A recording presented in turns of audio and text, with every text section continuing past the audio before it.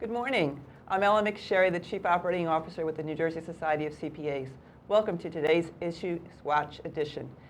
Joining me today is Ralph Thomas, our CEO and Executive Director to my immediate right, and Ralph's guest for today's broadcast is Brad Muniz. Brad is partner in charge of accounting and auditing with Sobel & Company, LLC, and is the new president of the NJCPA. Before we get started, I wanted to go over some housekeeping items.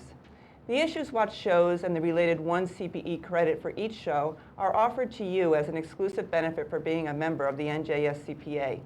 As you watch today's broadcast, you will see 3 unique attendance verification letter codes in the form of a graphic on your screen. These codes will be repeated several times throughout the broadcast. You will want to be sure to jot them down. Once the webcast is over, you will click on the Certification tab to fill out the program evaluation and enter the 3-letter codes that were displayed throughout the webcast. If the codes are supplied, you will receive your 1 credit of CPE. If you have any questions at all during any point during the broadcast, please submit them via the Questions tab. We've built in time at the end of the broadcast to answer all questions. IssuesWatch is recorded and will be available on the NJCPA YouTube channel after the broadcast. Should you run into any technical difficulties during the webcast, please click on the Help tab for the ACPEN Help Desk number. Now for today's agenda, we're going to explore human capital, both from the enterprise and the profession viewpoints.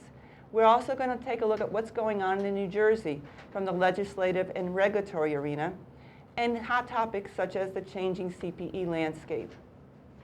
The graying of America. It's certainly something we've all heard. We've heard this expression over and over again. We know there are 78 baby boomers who are expected to retire in the next 2 decades. Fewer than 50 million Gen Xers will replace them.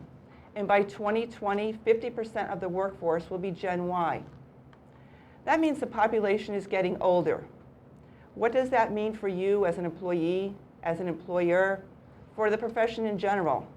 How will the way we staff our firms and companies in the future change? We will explore these topics and others as we get into the broadcast. Ralph, let's take a deeper dive into some of these issues. Thanks, Ellen, and good morning. And I want to extend my welcome to all of you, and particularly those attendees who were on our first broadcast. Certainly, the graying of America is going to be causing some unique challenges. One of the big things is about retirement. We're now in an environment where we have 4 generations in the workforce, and it used to be that individuals thought about retiring at age 65, but now we're finding that more and more people are working beyond 65. You have a chart that says the choice to retire. That's an interesting issue or a phenomenon that people are going to have to deal with. The chart suggests that only 23% of people thought that they could retire before age 65, when in reality, when actual retirees were interviewed, 69% actually retired before 65. So that's something unique. I think the other big issue is why that happened. And one of the things, we all think we have the ability to determine when we're going to retire. But look at some of the issues that forced people or took the choice out of their hands.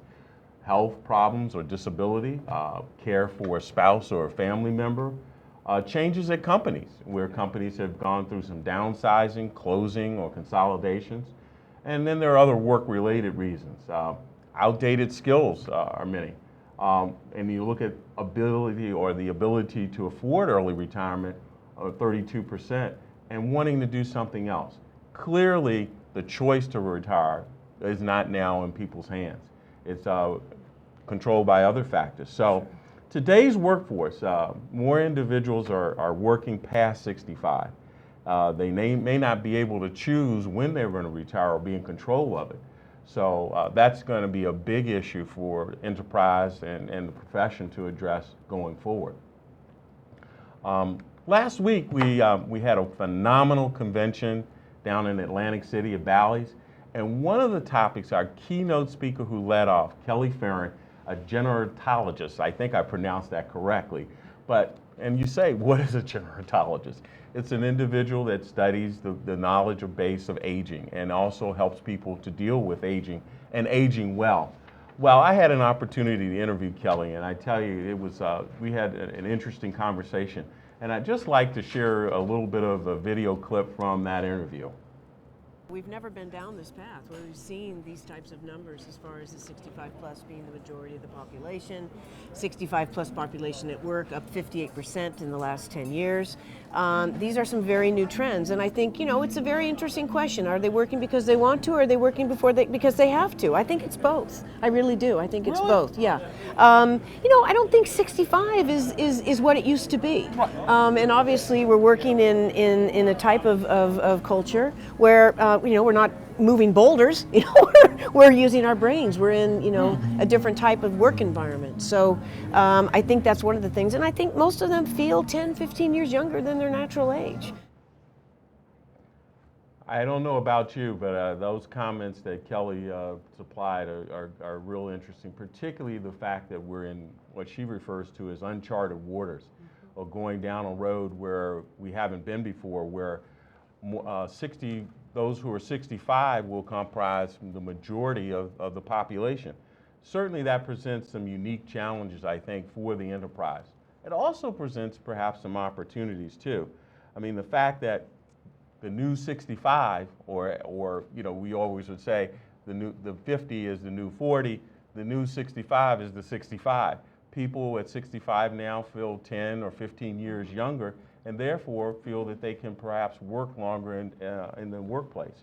So I think Kelly has shared some things that are going to be real insightful. When we look at AICPA statistics, in 6 years, by 2020, we'll have 3 out of 4 AICPA members who will be 65 or older or approaching retirement age. And that we're going to see that also in the New Jersey Society of CPAs. So that's going to pose a unique challenge for us in the marketplace. Absolutely right, Ralph. And we were very fortunate we had Kelly at the convention, and you just had the opportunity to see one question that Ralph and Kelly explored together. We actually have the full interview on our YouTube channel. Please turn in and to learn a lot more information that Kelly. So we were so lucky to have her there and to really work with us on what we need to be thinking about as a society and a profession as we get grayer, right, Ralph? Grayer, or some people refer to it as a silver tsunami. Whatever it is, it's going to be a challenging situation for us. And I think Kelly does a couple of things, not only talking about the change in the landscape, but also how people can change their lifestyles so that they can be prepared, if necessary, to work beyond 65, and some of the things that they can do. So when we talk about challenges for the enterprise, and it affects all companies, organizations, firms, sole practitioners, whether you're in private industry, nonprofit, or government, one of the key issues is succession planning. Given the fact that people are working beyond 65, what is the impact on the workforce? In particular, what's the impact on the younger generation that's coming up? In the statistics you quoted earlier, we have 78 million baby boomers who are going to be perhaps exiting the workforce over the next 2 decades. But we only have 50 million young people, or as we call them, Gen X, Gen Ys, that will be coming into the marketplace. So if you just do the math, there's going to be some sort of shortfall. And if we look back, let's just go back to 2000, when we were probably at our lowest enrollment in terms of accounting enrollments, and also individuals graduating in accounting. So when you roll that forward, those individuals who graduated in 1999, 2000 would be about 10 to 12 to 15 years into their careers. And so they would be the individuals that we would be looking for to fill those leadership opportunities that are going to occur with the 78 million baby boomers somehow exiting out of the workforce. But if we go back to Kelly, some of those folks are going to decide, I'm not ready to retire right now. So what does that impact do? I mean, how do you manage that when somebody wants to work past 65, into their 70s, and even into their 80s? I mean, in Kelly's presentation, she shared with us individuals who were working in their 90s. There was even one individual who was 100, a centenarian, who was heading up a law practice. So I think these are all unique issues that folks in general in the business world will have to deal with.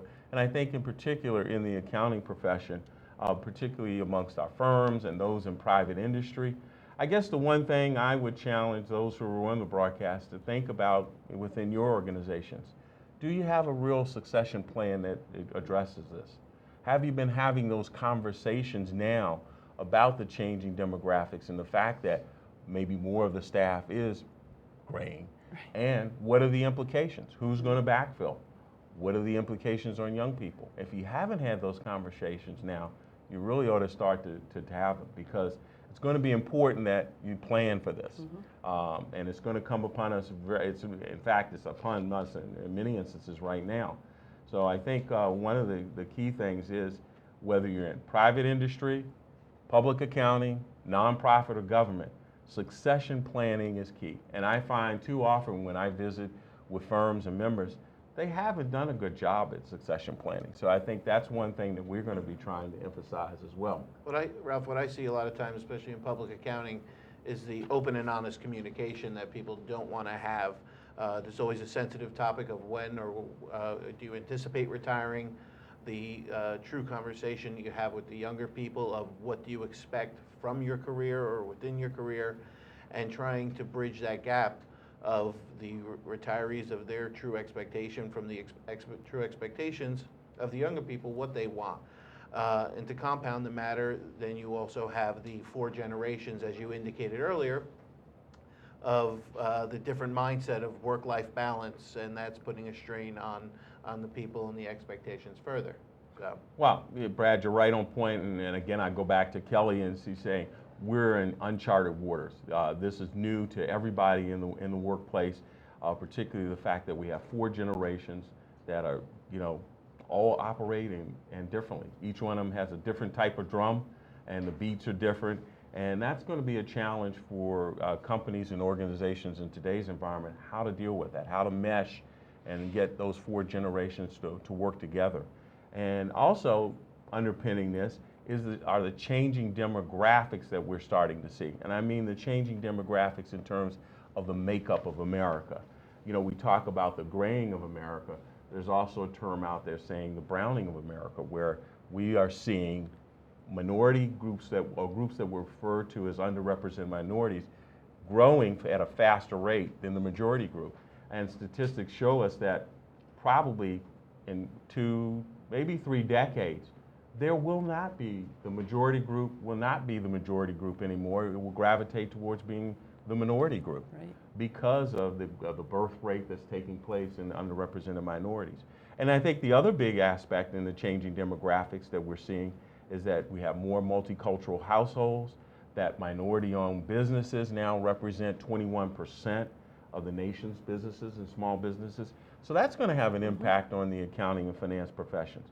The challenge is that our profession must now reflect the diversity found in business and society today.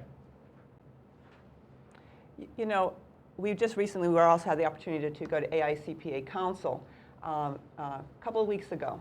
And Barry Melanson, who is the chair of the AICPA, recently recommended that firms double down on diversity issues. Can you expand a little bit on this, Ralph? Well, yeah, I think, in the past, diversity has been looked at as the right thing to do, the social thing to do, if you will. And I think now when we look at the changing demographics and the fact that underrepresented minority businesses are now growing at a faster rate, this now is a business imperative. And so I think that's what Barry meant by we need to double down on our diversity efforts to be able to address this, because if we don't, the profession will be out of alignment. We'll have minority businesses growing at a faster rate, and then those businesses are going to look to deal with and utilize service professionals who look like them, who share the same values. So I think that's what Barry was reflecting when he said that we needed to double down, and that we really needed to put a full court press on so that the profession would be properly positioned to deal with the changing demographics that we're seeing in today's marketplace. And you also have the opportunity to serve on the Diversity and Inclusion Task Force that the profession is conducting. What are you seeing coming out of that task force? Well, I think a couple things. We're looking to put together playbooks that will be a resource to firms and also to private industry.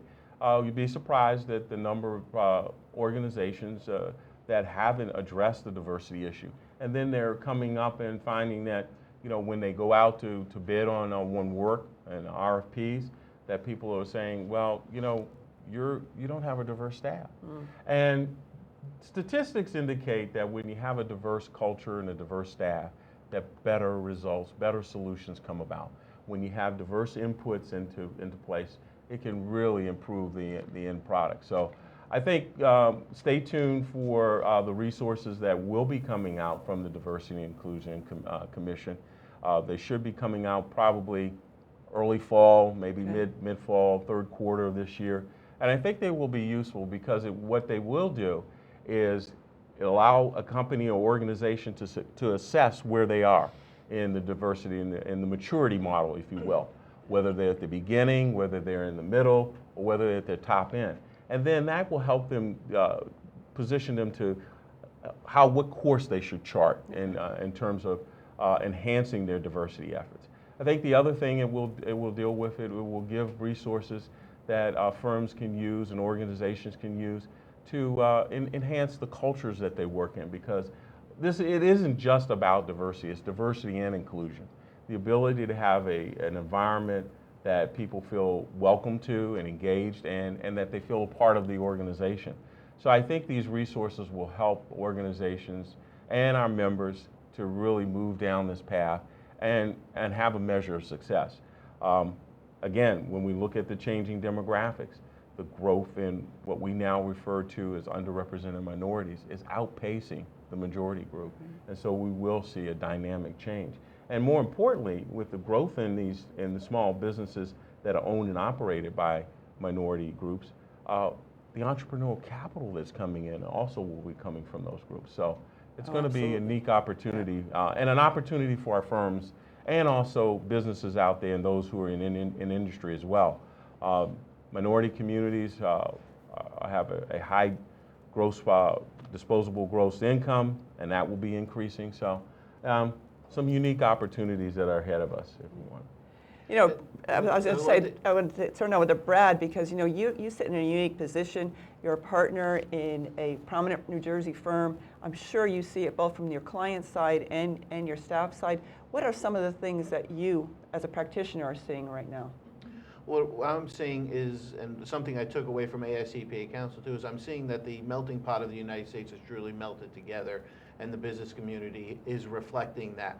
The problem is the accounting profession has to catch up, and with Barry's comments, the IssuesCPA is making a concerted effort to bridge that cultural divide that has been there and to move forward. And we and many other firms I know within New Jersey are trying to make that effort because we have large cultural populations within New Jersey, and in order to service those populations, you have to have that within your organization. Otherwise, you're potentially setting yourself up to fail or be mediocre. Now, Brad, one of the things that we're seeing today is that accounting enrollments are at an all-time high. Graduation rates of accounting graduates are also at an all-time high. But what about that middle management group? Are firms such as your firm, are you being challenged to find people in that middle tier group? Sure, we're representative of many of the firms and many of the companies out there right now. Over the past 10 years, there was a shortage of hires either due to lack of people going into the profession or due to lack of hiring because of the economy. And the result of that is that you have a shortage of managers, directors in the leadership positions, which will ultimately relate to a shortage of partners or CFOs, CEOs down the road. So while we're looking at and considering right now, we have to consider what the long-term effect could possibly be 5-10 years from now also. So how do you address that issue? I mean, obviously we had a shortage 12 years ago of accounting enrollments and also graduates. How do you backfill that situation? Well, you hope that you don't have is people that feel that they have to stay on to continue to service the clients. You hope that you can continue to bring people up, train them properly, give them the leadership direction that is needed, and the attention and the encouragement. What we find that we're trying to do is retain the people as best possible, give them the environment that they want to be in, that they want to stay in, to be able to grow and flourish within the organization. When you start having people leave, it just compounds the issue more because there's not the pool to be able to go back to. So retaining them is one of our biggest focuses right now, and training them. Well, you mentioned an interesting thing, retaining people, and one of the big things in today's environment is the whole notion of work-life balance, and it's particularly a issue or concern for the Gen X's and Gen Y's. You know, what are you doing in your firm to try to address work-life balance? And it's funny, we keep using the phrase work-life balance, and you talk to the younger generation and they like to use the phrase life-work balance. So I guess That's telling. that shows our age, right? I try and lead by example, and a lot of people, my firm particularly, tries to lead by example. Everybody in my organization knows what was important to me over the years and has changed, you know, just my family structure. I afforded myself the opportunity to participate in all my family events because that's what was important to me. I positioned myself in my career, and I told people you can position yourself in your career depending upon the organization. I told them public accounting, skiing might not be beneficial. If you go into industry and you're at a large public company and there's certain filings, you have to remember that you might not be able to go away during filing times, or you have family events during filing times. So there is a balance not only between work-life, life-work, but business and expectations. So really communication and discussion is extremely imperative. If everybody just keeps expecting things and not saying it, that's what puts a hindrance on the company. Well, and you mentioned industry. I think a number of our attendees of today's broadcast are from the industry segment, and one of the big challenges is, you know, how do you make that work and happen in an industry setting? And I think we talked earlier about having those conversations, and I think conversations are starting to be had in the industry environment where they're talking about how you can do a better job of managing work-life balance. Focus groups that to encourage young people, and not just young people, but all employees to get involved in their communities and things that I think are becoming very, very important to individuals, but I think particularly in the industry segment there. So I want to just go back because this shortage, this acute shortage that we've been talking about, particularly for people who should be right now positioned to move into leadership. What does that mean now for the individuals who are currently in leadership? Do they now feel that, well, I can't leave because we don't have that supply coming into the marketplace? And then this also goes back to what we talked about from Kelly about people looking at working longer. What kind of implications are going to be had by organizations? Well, I think the issues we're facing are really twofold, and it's difficult for accountants to put them together. We have the generational issues, which we have to keep facing, but we also have the technology issues that some generations refuse to accept and adopt and allow to get put in place effectively. And what I mean by that is you have the older leaders, the seasoned generation that is trying to lead in the same way that they've always led, and they've got to learn that there might be less people underneath them, or they may have to handle more, but there are easier ways to handle things via the use of technology. And if we start adopting more technology effectively, work telecommuting, things can get done just as effectively. Just because somebody leaves earlier for whatever reason doesn't mean that they're not home working, and we have to accept that. So things are getting done with either the same or less people sometimes because of technology, and we have to have some faith in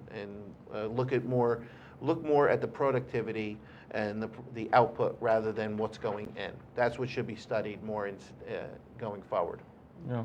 You know, also from your point of view, we talked a little bit about saying that the pipeline is very robust right now. people are coming in, firms are not having a problem hiring. What we're hearing from firms and companies is the challenge that these young people are not sitting for the exam. So we're not, once the exam became computerized in 2004, we've had somewhat of a drop-off of people taking the exam, and they're not taking it at the same ratio as the graduates. Are you finding that, and what are someone like you doing to compensate for that? I see that completely. I mean, the amount of students going in and, the career fairs, the college events that I go to, the number of students, I've seen an increase over the past, you could say 10 years, but even over the past 5-6 years, the amount of students at accounting clubs, career fairs has jumped up tremendously. We bring them in, and the transition to sitting for the exam and that mindset has changed tremendously. I know the New Jersey Society and other professionals really have to put a concerted effort into how are we going to get these people to remain focused on passing the exam. They have to see a benefit from it, and that has to be communicated. Now, we could sit and study why that has happened over the past 10 years. Some say it's the computerization, the ability to procrastinate. It's very common. When we took the exam, it was twice a year. You didn't take it, you missed it, you had another 6-month wait, and that wasn't fun. But now they have the ability to push off, and I'm not going to put the blame on the younger people. A lot of times it's the leaders that say to them, okay, you don't have to take it right now because we have something that has to get done. Exactly. So the people, the candidates have to see the importance of it, and that has to come from originally from their professors, from the leaders within their organization, and possibly even from family member and friends. They have to emphasize the importance of it. Well, I think one of the things, I throw one more element in there, and I think that the society has a real big role in that, to encourage candidates or recent graduates to take the exam right away. Because I can share my experience when I came out of school. You had to wait a year or two before you could even sit for the exam.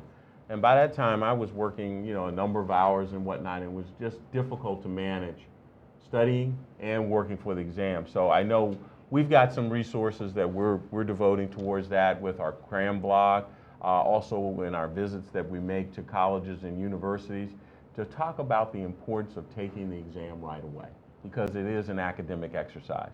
We also run a number of help sessions for our student members so that they can get an understanding of what's changing about the exam and some of the unique tips that you should be aware of when taking the exam. I'm sure, I tell you, I wouldn't want to take the exam again today in this environment because I'm used to the blue books. Right. Now that it's an electronic exam, it's definitely a new era. But I think that's one way that the society can play an important role, and is starting to do that by encouraging individuals who are graduating from college. Don't go on hiatus or go away on a vacation and then wait to take the exam when you're working. I think also we're studying in our scholarship fund about the possibility of providing some assistance to individuals, because we've heard of concerns about the economic impact. It certainly costs a lot more today to take the exam than it did when we sat. And so I think that's a challenge too as well. So I think there are a lot of things that we can do, and certainly I encourage, if we have any folks from the academic environment, please encourage your students to sit for the exam right away. That's the best way. There's a lot of flexibility now in doing that. So. And lastly, industry people can focus on encouraging people to sit for the exam by, when you're looking for candidates for hire, is to set that as one of the criteria, because that does bring a skill set, and it does bring a level of commitment that comes along with it. So. Brett, let's talk a little bit about the shortage globally. What are you seeing, not just here in Jersey, but globally? And are you looking to hire people from overseas or transfer people overseas? How is that working for you? Well, with the need for skilled talent within the United States, either we have to put an effort forward to develop them ourselves or bring them in. We see that. And the difficulty, though, that we see is the method of bringing them in, or the requirements for bringing them in. we see that because we're dealing a lot now with entities, our clients, or I know if you're in industry, you're dealing with foreign entities, and you can use very effectively somebody with from being brought in because they have the language to assist you, et cetera. But going back to my comment of the barriers is the governmental requirements that are placed upon companies. Where we're a medium-sized accounting firm in New Jersey, to be able to handle those legal requirements is very, very onerous. Some of the larger firms and some of the larger companies can do it, but if you take a smaller company in the industry, for them to bring somebody in that might fit a skill set that they need, it can be very difficult. And I hate to cast a cloud over this, but I know that the AICPA is trying to work on the H-1B visas. Hopefully we can get some movement towards easing some of the requirements and paperwork, and if you can't retain the person, the penalties that we have to face. Well, I can speak to that directly. We actually hired recently a young man from Canada who had a very unique technology skill that we needed here. And I was really coordinating that whole process, and I got to tell you, it was very stressful dealing with immigration and immigration attorneys. It worked, but it was a 6-month process. And we have to do periodic compliance just to make sure everything is, that we're in compliance with, obviously not a U.S. citizen, and getting Social Security numbers and driver's license, a lot of stuff that we take for granted. Well, unfortunately for you, Alan, I hate to say I'm glad that you went through it, because as we talked recently, it's good that you have that experience, because now when you're dealing with 15,000 members and somebody's complaining about something, you know what their pain is. And it was a 6-month process. You weren't looking for an executive level position. Exactly. That you know of, Ralph.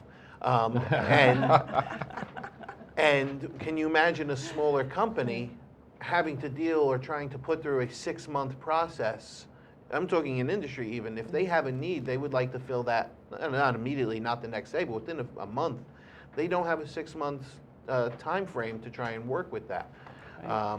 So now what we're facing and the ISCPA is facing is, how can we help the members? How can we help industries, companies to try and get through this process or make it easier? Well, go ahead, I'm sorry. We've talked about the graying, we've talked about diversity. One thing we didn't touch upon really is gender. Right now, colleges are graduating about 60% women, 40% male in accounting. What are you seeing as the impact on that? Either one of you, in terms of the profession, the firm, maybe Brad, in terms of the firms. I hate to go back to the old topic we discussed a few minutes ago, but part of it is a generational issue.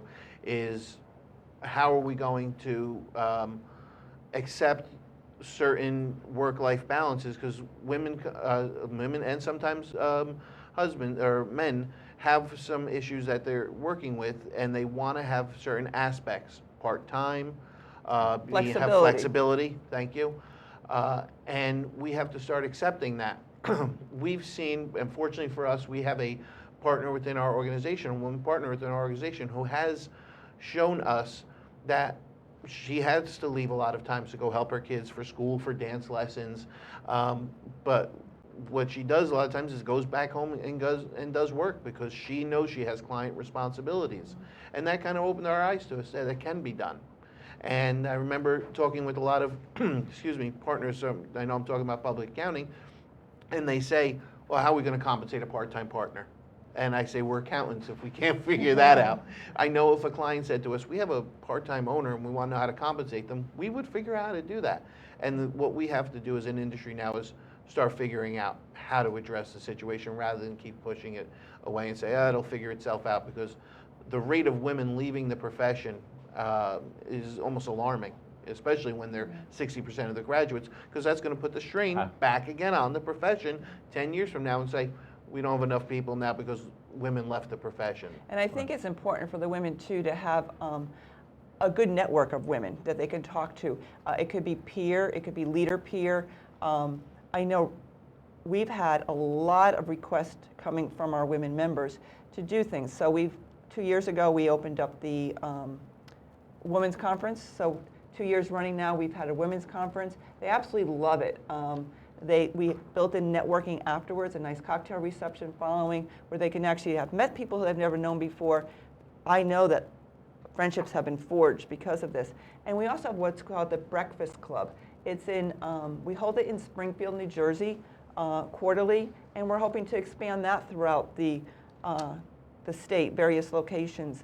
Now, the interesting thing about the Breakfast Club, and I don't know if you're aware of this, Brad, or not, there is no technical topic whatsoever. It's just women coming together for breakfast, just to chat, exchange business cards, do business with each other. It's worked really well. That's great.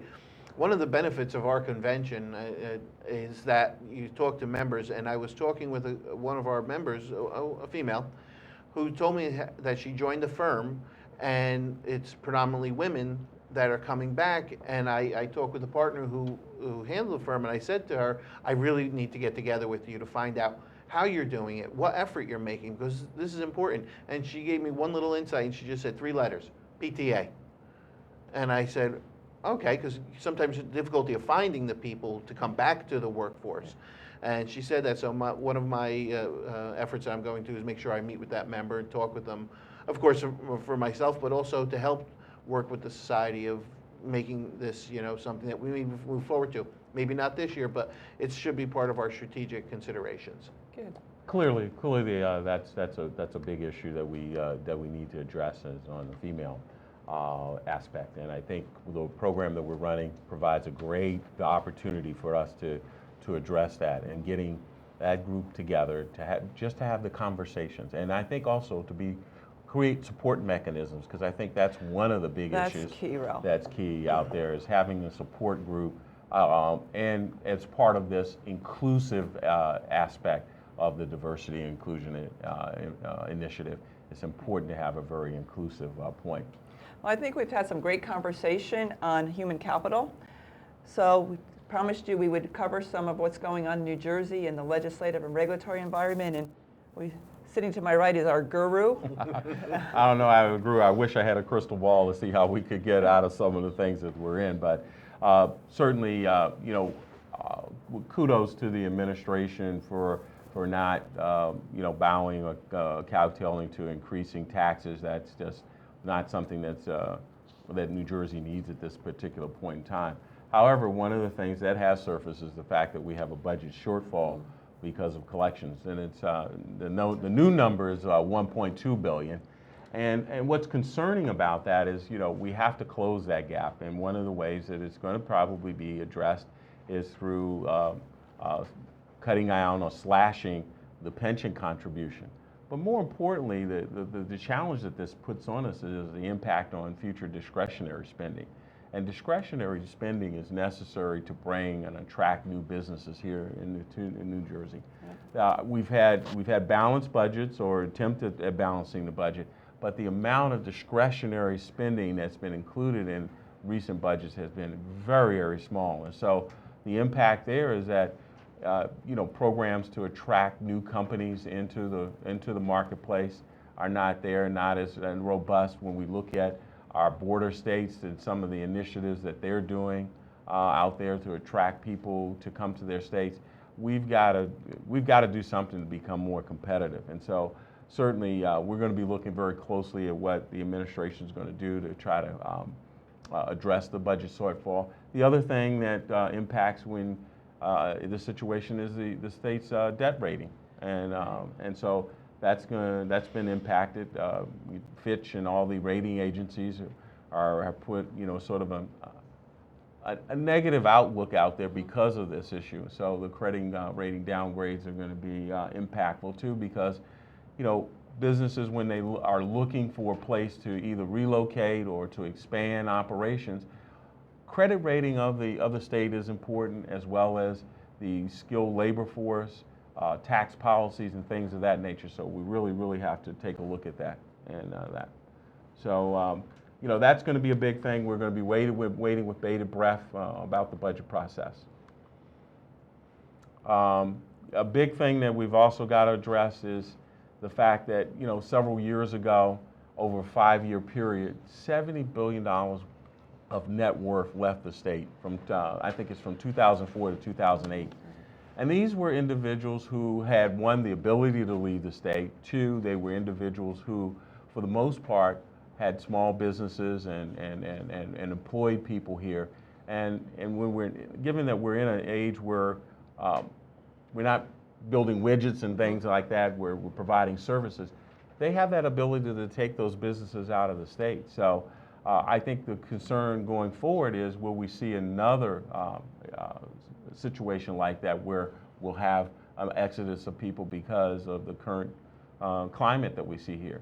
Now, we're trying to work to make some changes there. We're working with the administration. We're working with other business groups, because one of the big issues that has been put on the table is the estate and inheritance tax here in New Jersey. For all of our members, you know, New Jersey is a gross income tax state, so it has a tremendous impact on people's tax position here. And so we're working, and when one of our key legislators, Senator Orho, who's an inactive CPA but has worked in both private industry and in public accounting, has put forth a bill to address the inheritance and estate tax. And so we're going to be looking and working with him and trying to pull our other business alliance groups together to try to address that issue, because that's one of the things I hear and I think everybody talks about. And sort of the strategy that a lot of our members offer to their clients is that you don't want to die in New Jersey because of our policy on that. So I think we've got to do some things there. So stay tuned to what with the passage of the budget, and stay tuned to our efforts in working with other business groups. I think now, Brad. Ralph, one thing, I remember we were attending a presentation by the state treasurer, who said the political hot potato is always the estate tax. But if we stop looking at it as that big payment and look at the annuity instead of the income tax that we could be losing by people leaving the state, businesses leaving the state, and stop focusing on that one big payment when somebody passes away, we'll be much better off. Yeah, I think one good thing is the conversation has started to emanate from lawmakers and regulators. And so that's sort of a different change. So I think maybe the time is right to really have some serious conversations on that. I think also we want to, Brad, I know you're a big A&A guy, so there's some hot topics out there for A&A. So why don't you take it away and talk about some of the things that are floating around in the landscape? Sure. The most significant change that we see right now, although you could think it's just public, but it's really not, affects industry also, is the changes to the peer review model. The AICPA is reviewing significant changes to the peer review model. It is a long-term project. They want to create a model that reflects more of a continuous, a real-time monitoring than every 3 years. They're also looking at the quality of the peer reviewers, considering some sort of test or some sort of competency program to make sure that the peer reviewers are adequate. And people in industry should always focus on who's peer reviewing their auditor. Because it does have an influence.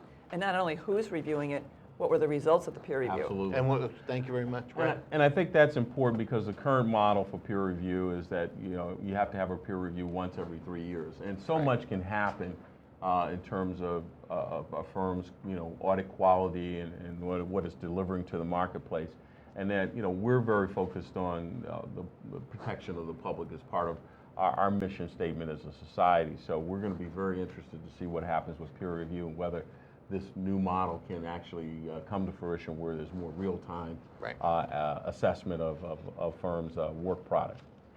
That's one of the more technical issues. There are other technical accounting tax issues that people should consider that have been coming out. But the other significant change in the landscape is the CPE. The state did come out with a proposal to remove the limit on self-study, and unfortunately I think that might be a little early of a consideration, because NASBA, along with the AICPA, is considering compliance, the competency factors of CPE rather than compliance. So they want to stop looking at the old 120, do I have 120, and instead of that, what do I have? Was it critical to type of work I do, was it enhancing my competencies rather than did I just satisfy 120 hours? Yeah, clearly competency is a big push in today's environment because of the changing and changing landscape in the accounting profession and the complexity actually that exists. And Nez was very active with this, and for some of the seasoned professionals, including myself, you know, I'm starting to consider myself older now. You're going to start hearing phrases like microbytes and nano credits. And what that means is right now you have to sit through 50 minutes to get an hour. In New Jersey, you at least have to sit through the first 50 minutes. I won't bore you with the details, but they're going to be getting more towards snippets, you know, 15, 20-minute type of videos or training, so long as it's adding to your competency. Yeah. And we're actually very lucky. Jim Hardenberg, who's our Chief Learning Officer, is serving on this NASBA task force. Right. So we're right on that pulse. We get to hear what's happening right from the horse's mouth, so to speak. And it's going to be a process, let's face it. It's not going to happen overnight, but we are going to see changes in the way we deliver and account for CPE going forward. I was fortunate to become part of the AICPA Council, and I will say that the AICPA does not look at these things as a knee-jerk reaction. The peer review process, the CPE process, they envision that this is a project. This is not a process. This is not a quick snap of the finger change. These are projects that they admitted will take years, and I'm happy to hear that because there will be a lot of thought put into it then. Well, we do have a couple of questions, and I think this first one is for Brad. What, if anything, should CPAs do to prepare for the new revenue recognition standards put out by FASB and IASB, Brad? I think you're qualified. This pronouncement has been bantered back and forth for at least 4 years now. And the FASB and the IASB has finally come to a near conclusion as to where, or pretty much conclusion as to where it's headed. There's a lot of literature that's coming out now about it. Watch the Journal of Accountancy. There will be seminars. I know the society is gearing to put up seminars that you should be attending. But in short, the changes will be affecting certain industries significantly, but others like computer programming companies won't see a significant change except for the disclosure. But there is literature that's out in periodicals, and I strongly encourage people to read it. Okay. Another question, are CPA firms required to give peer review results to audit clients? They're not required to, but generally, especially if they're a member of if the firm is a member of the AICPA, this information is available online. Now, if you're withholding the information, then that relationship, you may want to question that, but if I had to think back as to the state board rules, I don't think you're required to provide that information, but if you're withholding it, the client is going to start questioning why you're withholding that information. So, Good point. Yeah, Good point. and I would think audit committees that would be one of the things that they would ask for as they look at auditors, and as they look at even renewing the relationship with their existing auditors to check what's happening with them from a peer review standpoint. certain nonprofit companies, certain auditors of certain nonprofits are required to have a peer review over a certain amount of time, and those nonprofit companies, if we have any participants that are on nonprofit boards, should actively review the peer review of their auditor. It's just good practice. Good practice. Okay, so the next question I think really is for Ralph. When can we expect to see changes to New Jersey's reciprocity process? Well, the bill was passed, and the effective date is August 1st. So we should be seeing those changes and what's taking place there. I know we are actively working with the State Board of Accountancy because the changes to reciprocity not only affect our members, CPAs, but all licensed professions here in the state of New Jersey. So there are 33, 35 licensed professions that have reciprocity rules that are going to be impacted. I think the other thing that's important too, and particularly for some of our members who are in industry, if they have unfortunately let their license lapse after 5 years, the current requirement is that you have to sit for the exam again, as we discussed. It's a tough exam now, and I don't think anybody would want to do that. Well, part of what this new law, the change in the law did, was eliminate the need to retest. And so the individual boards, i.e. the State Board of Accounting, will now prescribe what an individual needs to do who has let his or her license lapse. All right, well, I thank you for joining us today, joining Ralph and Brad, and look forward to seeing you on our next Issues Watch. Well, Brad, thank you, and Ellen, thank you. Thank you. It's been a great conversation, and hopefully, if members have questions, they'll continue to send them in, and we'll answer them through a blog or through our Connect system. Thank you, everybody, for participating. And I know if you have any questions, feel free to reach out to anybody at the New Jersey Society. They're more than willing to help you. And if I can help you in any way, feel free to reach out to me. Thank you.